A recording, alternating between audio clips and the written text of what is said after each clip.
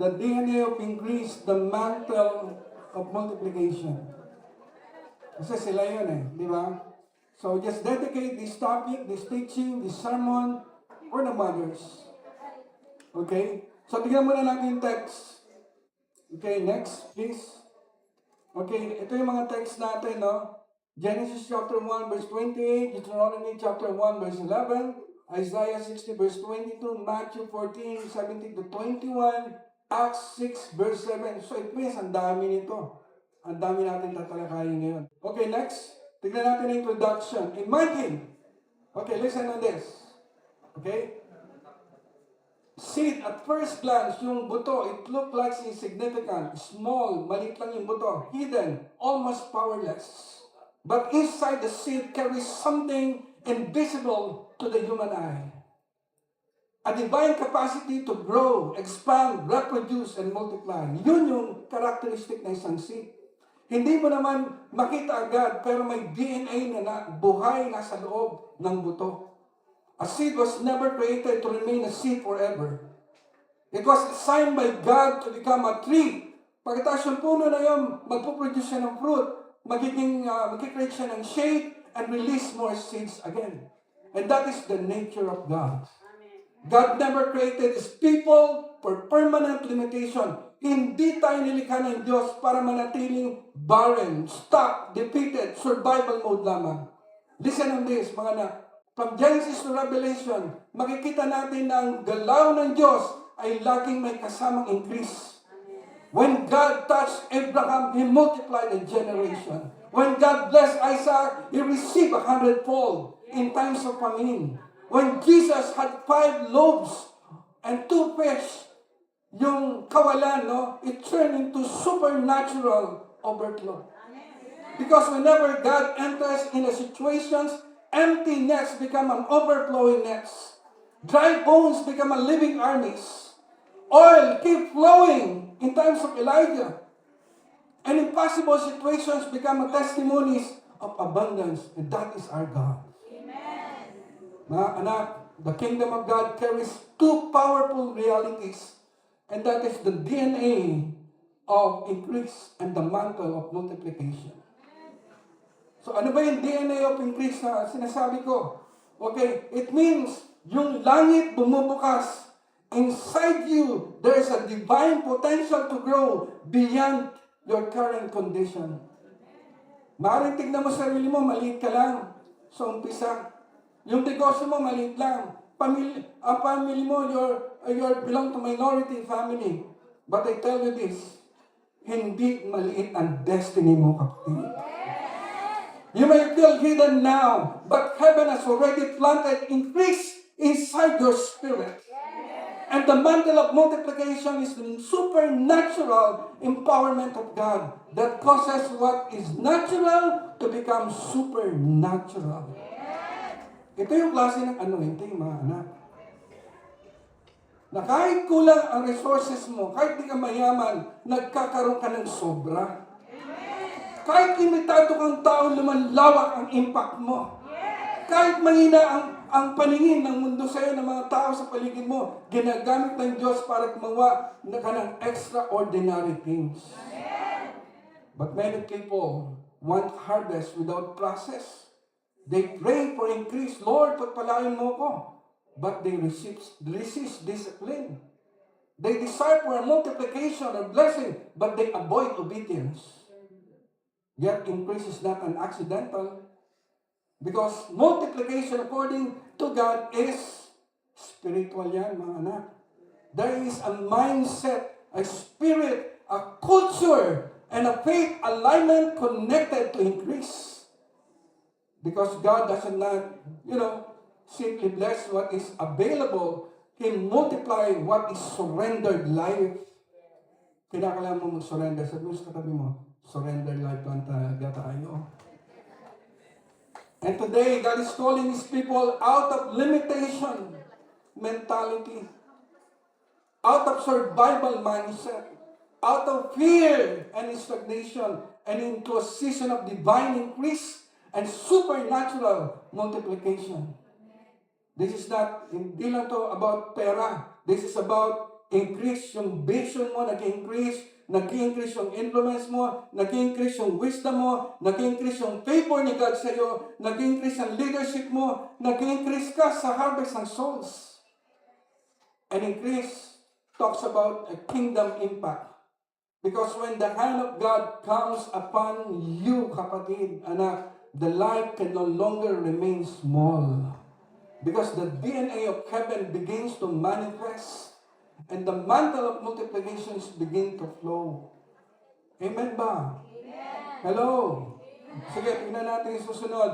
Okay, tignan natin. Understanding the DNA of increase. In Genesis chapter 1, verse 28, ang sabi doon, makinig tayo. This is a principle of God. Be fruitful and multiply. Before Adam built anything in the Garden of Eden, before he planted, before he governed, before he worked the ground, God first blessed him. God first released a blessing. This is a powerful truth because it reveals a foundational kingdom principle. Increase begin with God, not to man. That's why sabi ng Bible, cursed is a man who trusts in man, but blessed is a man who trusts in God. Hindi nagsisimula ang increase sa tao. Nagsisimula ito sa salita at basbas at blessing ng Diyos. Kaya huwag kang umasa sa tao. The very first declaration spoken over humanity was not defeat. It was not survival. But sabi doon, be fruitful and multiply. Ang ibig sabihin, ang original na design niyo ng langit, ang intention niya sa isang tao ay mag-grow, maging fruitful, mag-expand, mag-reproduce. Because God never designed His people to remain stagnant. Hello? Ang gusto ng Diyos yung DNA of increase. Sabi mo sa katabi mo, ang gusto ng Diyos sa'yo, DNA of increase. Okay? You know, ayusin natin spiritual mindset natin. Because when you talk about DNA of increase, it's all about character. Culture that produces growth. Okay? Just like the natural DNA natin, di ba? May kita natin, yan ang DNA mo, ng tatay mo, yan din ang DNA mo. Di ba? Kung anong nasa loob mo, spiritually, yun ang manifest externally. If a person carries fear, takot, negativity, laziness, insecurity, and limitation mentality, ano mangyayari sa kanya? Stagnant follows. Magiging stagnation siya. But when a person carries faith, obedience, excellence, vision, discipline, and kingdom thinking, ano mangyayari sa kanya? Ano mangyayari? Mag-increase siya. Increase is natural. Because increase is first internal before it becomes external. Hello? Amen. Tanungin mo yung katabi mo, gusto mo pagpalain ka ng Diyos. Okay, tingnan natin yung susunod. Okay yun. God's nature of increase. You know, in the book of Isaiah chapter 60 verse 22, sabi doon, a little one shall become 1,000. Can you imagine? Isa ka lang magiging 1,000 ka. Grabe, ganun, no? It's not just only 100-fold return. One of the clearest revelation in the scripture is this: God is a God of increase. Amen. From Genesis to Revelation, makikita natin na ang galaw ng Diyos ay laging may kasamang growth, may kasamang expansion, may kasamang multiplication, not just addition, may kasamang fruitfulness, at may kasamang advancement. Hello? Because God never creates something empty without the intention of development. Hindi likas sa Diyos ang stagnation. Hindi siya Diyos ng permanenteng maliit. Hindi siya Diyos ng barrenness and limitation. Wherever God releases His hand, increase follows. Sino naniniwala doon? Okay? Pag nirelease niya yung kamay niya sa iyo, sigurado susunod doon pagpapala sa Panginoon. Amen? Why? Because God's creation reveals the nature of increase. When God created the Garden of Eden, it was not intended to remain a garden only. It carried the potential of civilization eventually. Magiging pamilya yan, magiging gobyerno yan, magiging kultura yan, magiging multiplication yan. Because a seed contains a forest. Di ba? And a womb contains a future expansion inside present beginnings. Minsan, iisip natin, maliit lang ang nakikita natin. Ganito lang kami, pastor Ganito lang yung pamilya namin Paano kami mag-increase? No? So, we belong to minority family. Ganito lang trabaho ni tatay, ni nanay. Di ba? Pero gusto kong sabihin sa inyo, ibang prinsipyo ng Bible. Si David, people see a shepherd boy. God sees. This is not just a shepherd. This will become a king. Di ba? People see fishermen. God sees world changers. Ano? Tapikin mo nga yung katabi mo. You are a world changer.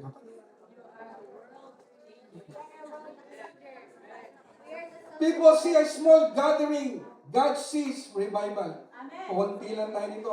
But ang nakikita ng Diyos dito, revival. Yes. We will usher revival not only in Las Piñas, but across the nations of the earth. Amen. When Abraham, the father of many nations, God called one old, matandang tao, yet spoke to him as a father of many nations. That reveals this important kingdom principle. God speak increase before it becomes manifestation. Bago pa dumating ang manifestation, may declaration na mula sa langit na ito ay pagpapalain ng Panginoon.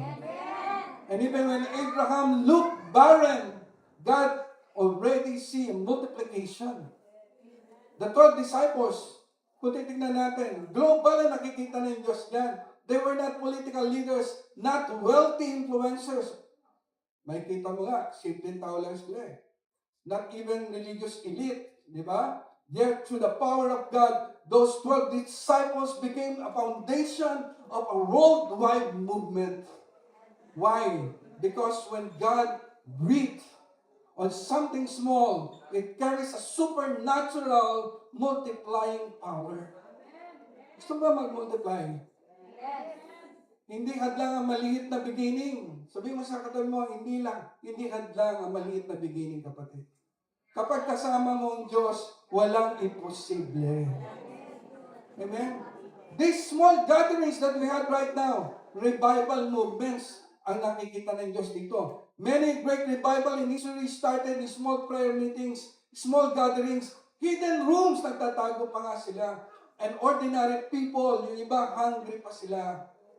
Because heaven specializes in multiplying surrendered things, the world often decides small beginnings. Kung titignan sila, hindi yan, wala magagawa yan. But God often starts small intentionally.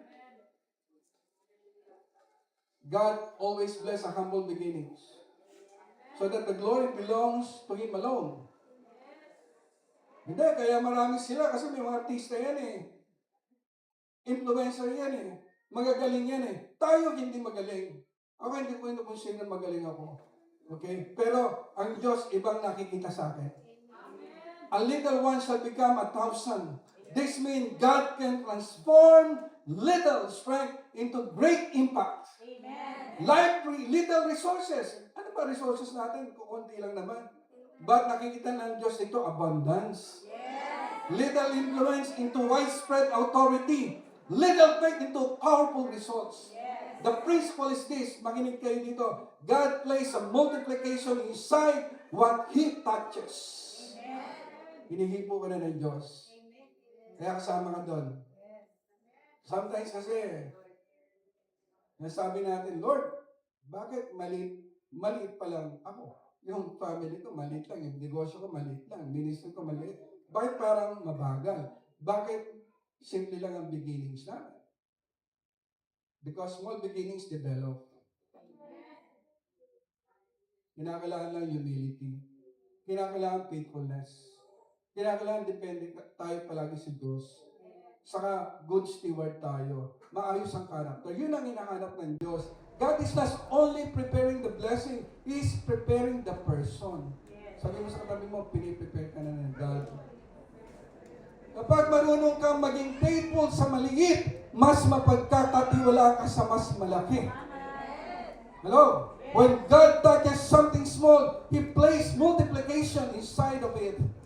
This means never underestimate small prayers, small act of obedience, small ministries sa katulad natin, small beginnings, small opportunities, or small step of faith. Huwag nating i-underestimate yan because the touch of God changed the future potential of this ministry. Amen. Di po natin tinataas ang ministry natin. Because a small seed, when with God, becomes a harvest. A small church with God becomes a movement.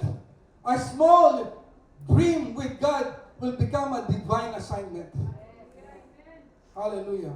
How do we align ourselves with God's nature of increase? Paano natin i-align ang sarili natin? Number one, stop despising small things. Maliit ka lang. Okay lang yan. Because every great work often begins small. Stay. Pangalawa, stay faithful. Sabi mo sa kanila mo, stay faithful, kapatid. Stay faithful in your current assignment. Kung meron mang binigay sa iyo ang pastor mo na assignment. Okay? Because it increases follows stewardship. Hello? Develop a mindset of expansion. Okay, kahit maliit ka lang, believe that God can enlarge your territory. Amen? Depend on God's power, pangapat, not merely on human's ability. Huwag kang umasa sa kalakasan mo because true multiplication is supernatural. Panlima, remain surrendered.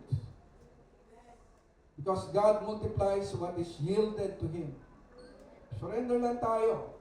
Tingnan natin susunod. Okay. So increase begin internally before it manifests externally. In this verse, in Proverbs 23 verse 7, okay, as man think in his heart, so is he. You know, maraming tao ngayon, they pray, Lord, enlarge me, O God. Lord, bless me, Lord God. Lord, increase me. But often, before God change your situations, He first change your inner condition. Because heaven, God, understand the powerful principle that external increase without internal preparation can become destruction. Kung maliit pa rin ang mindset, kahit lumaki ang opportunity, mahihirapan itong i-sustain. That's why before God enlarge us, your ministry, your business, your leadership, your studies, your finances, your family, your influence. He first enlarge your capacity. Yung isip natin, yung pananampalataya natin, yan muna pinalalaki ng Diyos. Yung disiplina, okay? And your spiritual maturity. Sabi mo sa katabi mo, kinakailangan mo mag-mature, kapatid. Kaliwa, sa kanan. Sa likod, sabi mo, kinakailangan natin mag-mature, kapatid. Pakitapik yung nasa harapan mo, sabi mo, isa ka pa. Kinakailangan mo mag-mature.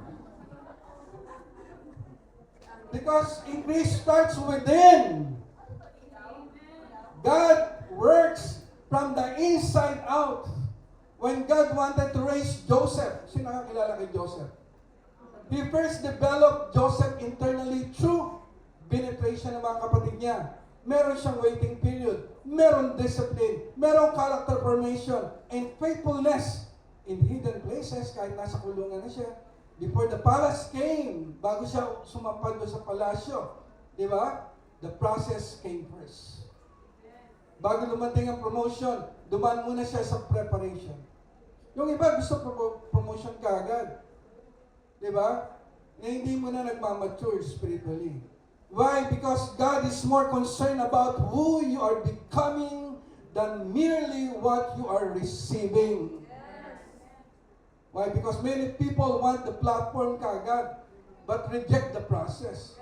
They want overflow, but they avoid obedience. They desire expansion, but resist stretching. Yet God knows if your inner world is weak. I tell you, external success can crush you.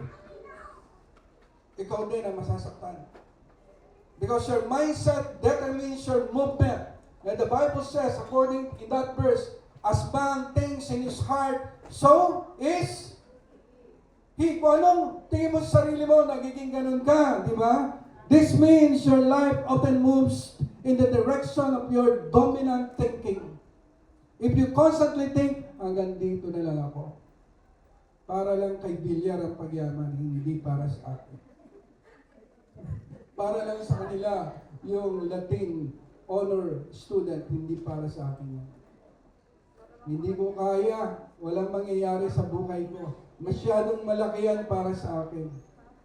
I tell you, eventually your action will follow your limitations. Unlimited mindset create invisible walls, hindi mo nakikita. Okay? Hindi ka man nakakulong physically, pero nakakulong ka mentally. And sometimes the greatest prison is not your environment, it is your thinking. Yung pag-iisip natin, God cannot pour great things into a small mindset. Imagine trying to pour an ocean to a small cup. Pwede ba yun? No. The problem is not the supply. The problem is the capacity to hold that blessings. Ganito rin spiritually. God may desire to release greater influence, opportunities, blessings, anointing, lahat yan. Gusto niya yan. But if the mindset remains fearful, insecure, immature, or negative, ano mangyayari? The person struggles to contain, God wants to release. Hello? Amen? That is why God stretches people before He enlarges them. Nandiyan pa ba kayo? Isa na rin naririnig ko nag-amen. Okay. So, in essence, increase requires renewed mind. Bagong isip dapat. Because some people are praying for financial breakthrough but still think with poverty mentality. Diba? Isip nila ganun pa rin. Others pray for leadership but they are avoiding responsibilities. Pero gusto nila maging leader. Gusto nila position. Hello? Some desire influence but refuse to discipline. You know, I just want to tell you mga anak, increase requires transformation. Hindi sapat na may prophecy kang tinanggap sa Lord. Kailangan may preparation ka rin. You cannot sustain kingdom increase with undeveloped character. Stop thinking small about yourself. Sabi mo sa katabi mo, stop thinking small about yourself, kapatid. Tigilan mo na yan. Amen? Why? Because you are not called merely to survive. You are called to grow. To build. Maging influencer ka. Yung tamang influencer, hindi nakikita natin sa social media. Okay? Because the enemy attacks the mind because he knows. Because the enemy knows if he can convince you to think small, you will live beneath your assignment. But hear this, mga anak. Your past does not define your capacity. Your failures do not cancel your future. Your current limitation is not your final identity. Because God specializes in enlarging people who trust Him. Amen? Pwede ba natin palakpakan si God? Okay, next. The DNA of increased requirements, kailangan may fruitfulness. In John chapter 15, it says, He who abides in me bear much fruit. This is one of the greatest misunderstanding in the kingdom of God. Many people desire increase, but few are willing to become fruitful. Hindi pa pwede. Di ba? May kasunod talagang fruitfulness yan. Everybody wants multiplication. Everybody wants expansion, overflow. But heaven asks one important question. Are you producing fruit? Nagpo-produce ka ba ng fruit? Okay? Kaya, Sa ating Diyos, hindi lang importante yung talentadong Pinoy. Sino mga talentadong Pinoy yan? Kailangan mamunga ka. Because God bless fruitfulness, not laziness. God rewards stewardship, not excuses. Paragi ka nalang excuse. Maglalaba pa ako kaya hindi ako makatin. God multiplies productivity, not passivity. Ang dami natin excuses pag kay God. Di ba? Fruitfulness is the evidence of God. Tignan niyo yung healthy tree. Di ba? Kapag buhay ang puno, may kapag connected sa source, may growth. Sabi natin, bunga, tama rin naman. Ganito rin spiritually, when a believer is fully connected to Christ, there will always be an evidence of life. Hindi naman sinasabi perfecto, but progression. Sabi mo, progression ka na kapatid. May mapagbabago na sa buhay mo. Gumagwapo ka na. Gumaganda ka na. Okay? Pati yung karakter mo umaayos na. Yun ang pinaka-importante, di ba? Ano sabi ni Jesus? He who abides in me bear much fruit. Notice this, ang sinabi natin, Panginoon, fruitfulness is not produced by striving alone. It is produced by abiding in Christ. The closer you stay to God, the more fruitful your life will become. Hello? Amen? Ay sabihin sa tabi mo, dumikit ka kasi kay God. Kanino ka dumidikit? You know, the kingdom of God is not the kingdom of inactivity. Hindi ka tinawag ng Diyos para maging spiritually stagnant. Emotionally passive, palagi na lang nasasaktan. No? Palagi na lang parang basang sisir. You were created to build, to disciple, to influence, to serve, to lead, to create an impact and advance God's kingdom. Diyan ka tinawag ng Diyos. And that is the DNA of increase inside of you. It means produce visible fruit. Kinakalam may nakikita. Di ba? Hindi lang yung, wala lang. Sana naman ako okay na ako dito. Hindi ganon. Okay? Fruitful people do not remain spiritually immature. Huwag mo tingnan yung katabi mo, baka magalit. Sabihin, siya yung pinariringgan natin. Hindi, wala tayong pinariringgan dito. Okay? Kaya yung mga fruitful people, they grow in prayer, in character, in wisdom, in humility, in faith, and obedience. Hindi sapat na matagal ka ng Kristiyano. Hindi ito patagalan. Okay, the question is, are you growing? May nagbabago ba sa'yo? Di ba? Because growth is an evidence of life. Bumabait ka na. Nagpapatawad ka na. Di ba? Dati, konting ano lang sa'yo. Uy, away na to. Di ba? Hindi na ganun. Di ba? Okay, nadi-develop na yung mga leaders. Fruitful people do not only grow themselves, they raise others also. Because a fruitful leader develops disciples, workers, future leaders, and kingdom builders. Okay? Kaya kailangan gano'n, hindi lang ikaw, kundi mag-develop ka rin ng iba. The goal is not merely additional, the goal is multiplication. Sabi mo, the goal is multiplication. Okay? Kapag tunay kang fruitful, hindi lang ikaw ang lumalakas, may iba ring lumalagaw dahil sa buhay mo. Amen! So, yan ang gusto makikita ng Diyos. Pangatlo, winning souls. Diba? One of the greatest fruits in the kingdom is transformed lives.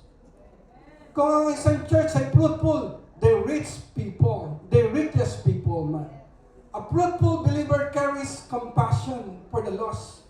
A fruitful ministry expands God's kingdom because healthy spiritual life naturally produce. Pag buhay yan, siguradong lalago yan. Ang problema, baka patay. Diba? Kinakailangan nag-improve ang system. Fruitfulness is not only spiritual emotion. It also involves stewardship, excellence. Yan yung mga nagiging fruitful, nagiging maayos ang system, yung mga structures, organization, communication, leadership process, nagiging maayos yan. Why? Because increase requires preparation also.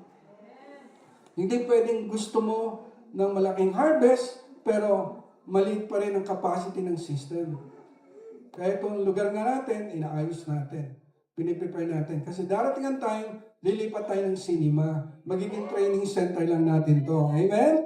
Lilipat tayo ng cinema. Babalik tayo dahil once na nandun na tayo dati, before, bago mag-pandemic, babalikan natin yon. Huwag kayong malapit na.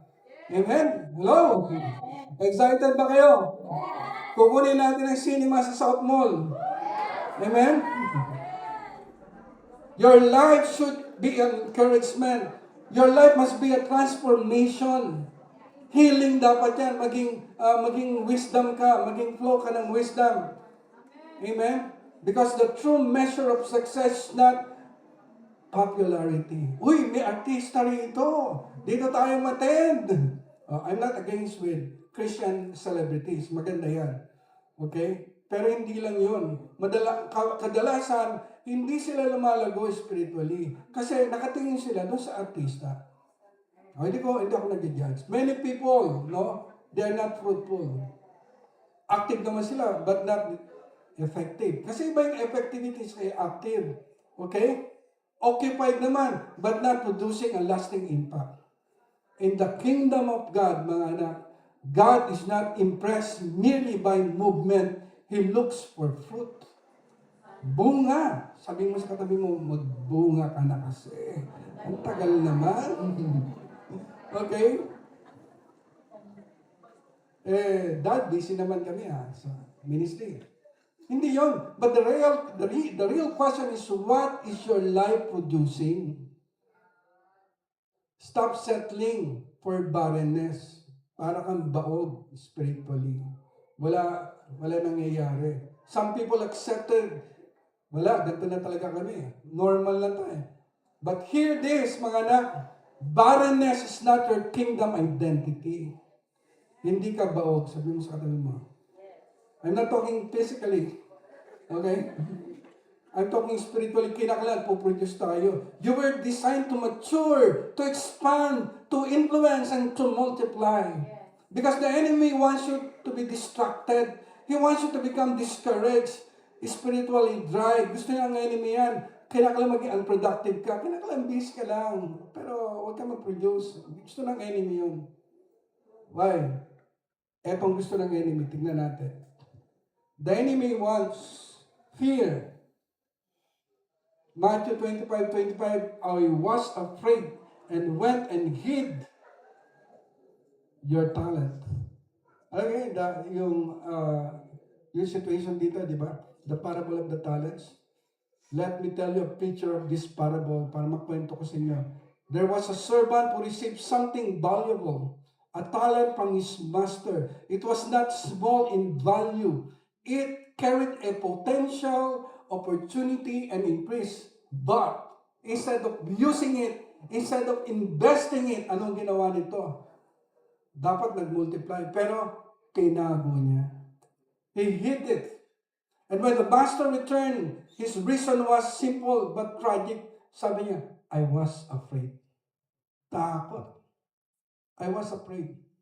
The story of lost potential.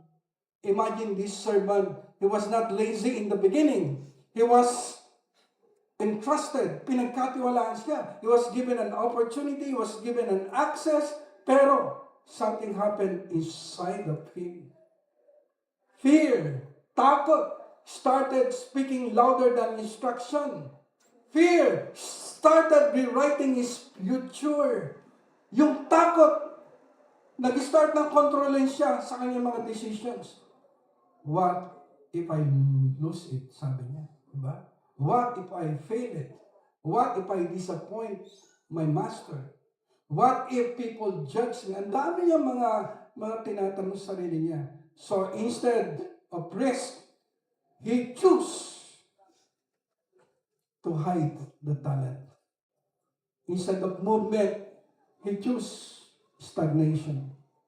Wala nangyari. Dapat nag-multiply na, di ba? He chose preservation.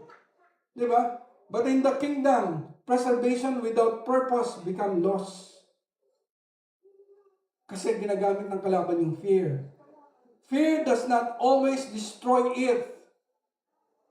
Our life, our ministry. Alam yung ginagawa ng kalaban sa takot? Magiging paralyzed ka. Hindi ka makakilos. Why? Fear is a dangerous not because it always destroys what you have, but because it stops you from becoming what you could be. Hindi ka agad pinapabagsak ng takot mo. Pinapatigil ka muna nito.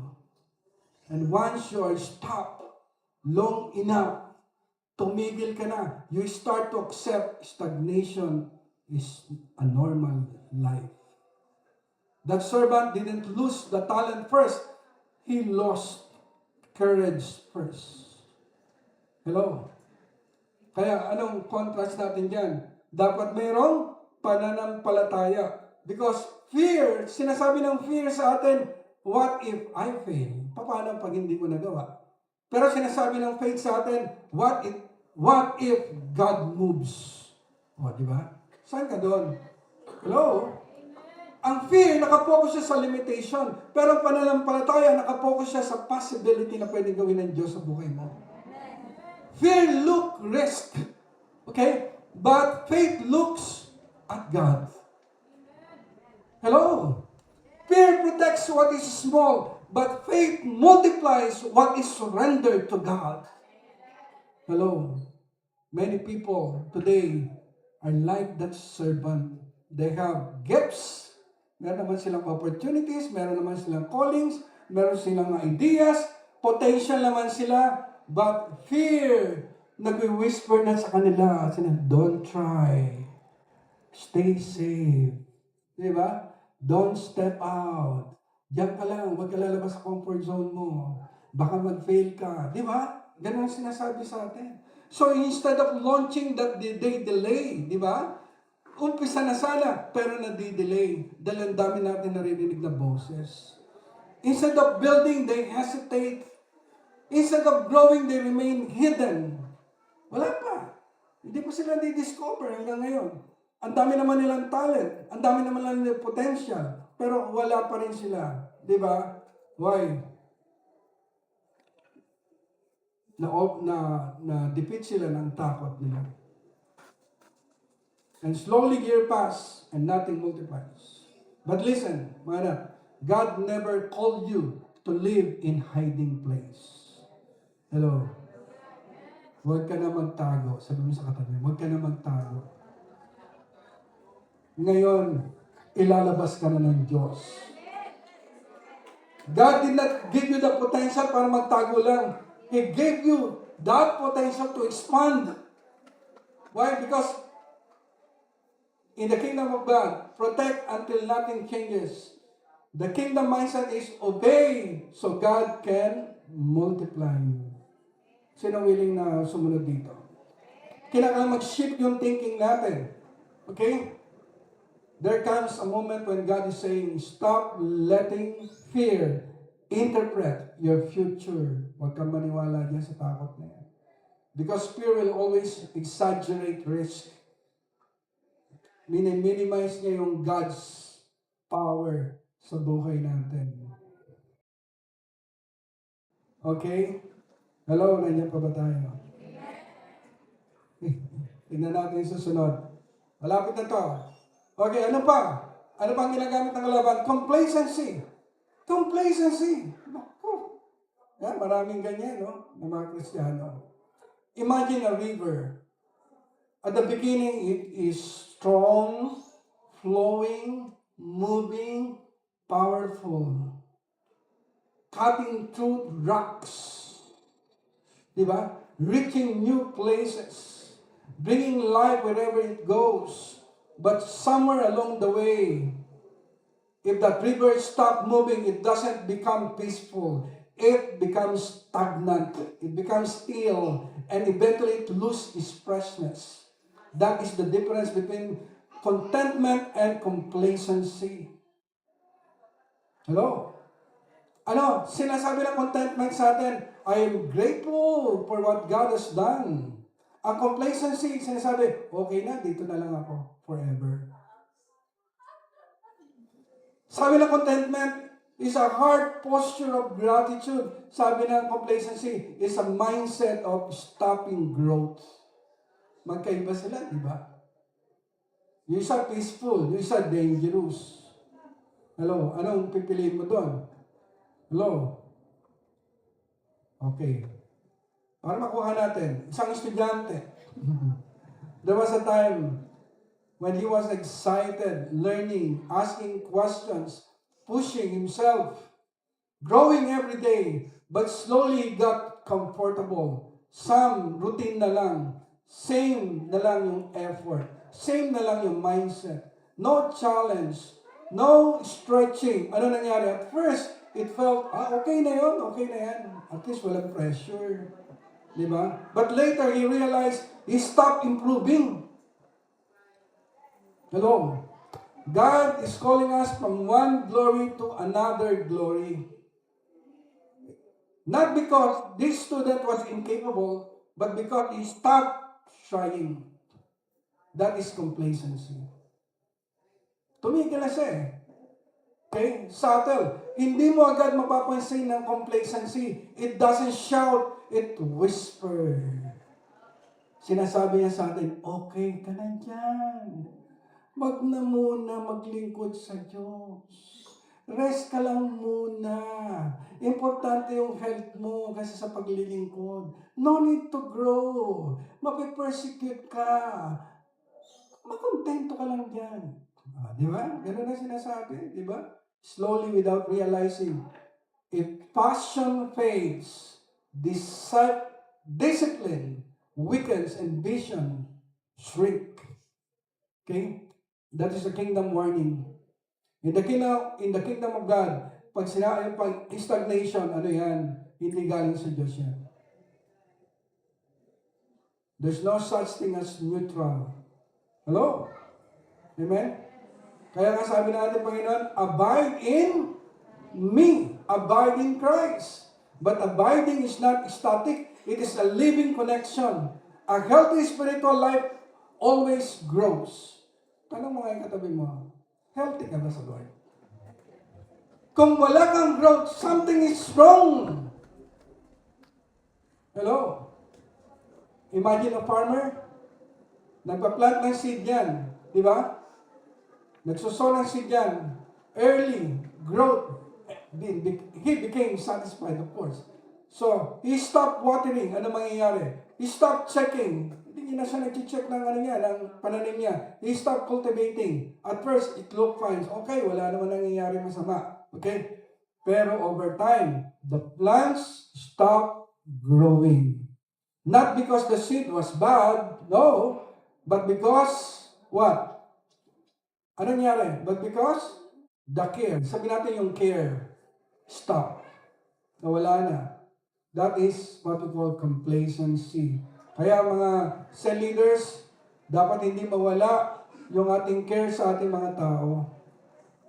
Okay? Continue to nurture them. Okay? Because the enemy wants complacency. Parang feel safe na tayo. But it blocks our destiny. Because the next level growth requires discipline beyond comfort. Faith beyond routine. Iyan ang gusto ng Diyos. Okay? Ni-require ng Diyos na mag-grow tayo. Huwag na yung okay na. Okay na ako dito. Okay na lang. Hello? Gusto ng Diyos na mag-grow tayo.